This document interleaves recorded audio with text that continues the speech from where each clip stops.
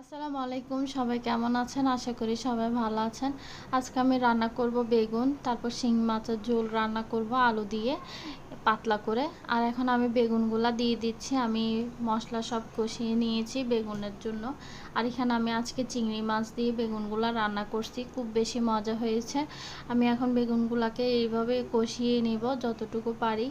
কষানোর সময় পানি যত বেশি কম দেওয়া যায় তত বেশি বেগুনটা মজা হয়। আর আমি এখন পুরোপুরি কষিয়ে নিয়েছি। এই কষানোর মশলার মধ্যে কষিয়ে আমি তারপরে সামান্য পরিমাণে পানি অ্যাড করে দেবো। আমি এখানে চিংড়ি মাছগুলো দিয়ে দিয়েছি।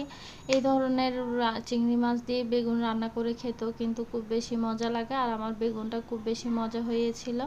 আর এখানে আমি শিং মাছ নিয়েছি, আলু নিয়েছি গোল করে কেটে, তারপর বরকটি ভাজি করব আলু দিয়ে মিক্স করে। এখানে আমি ভাজির জন্য সব কিছু কষিয়ে তারপর আমি ভাজিটাকেও দিয়ে দিব।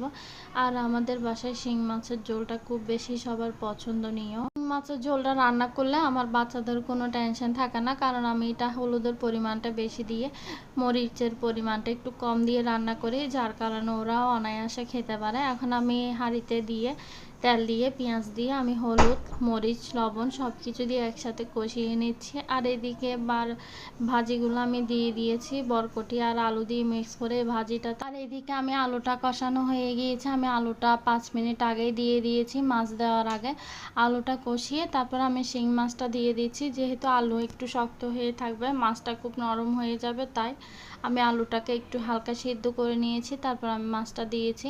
আর এখানে মাছটাকে আমি এভাবেই কষিয়ে নেব কিছুক্ষণ। এখন আমি পানিটা অ্যাড করে দিব। আর এই শিং মাছের ঝোলটা এত বেশি মজা হয়, সবাই পছন্দ করে, কিন্তু আমি তেমন একটা শিং মাছ খেতে পছন্দ করি না। কিন্তু এটাতে অনেক বেশি পুষ্টি রয়েছে, এটা বেবিদের জন্য আরও বেশি ভালো, রক্তের জন্য খুব বেশি কাজ করে।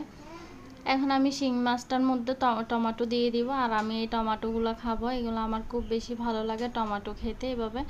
আর টমেটো স্কিনের জন্য খুব বেশি ভালো, খুব উপকারী। আর এই গাছগুলা একটা একটা করে লাগিয়েছি, এই গাছগুলোকে যত্ন নিতে হবে, একটু পরিষ্কার করতে হবে, যার কারণে দেখাইতে পারি না।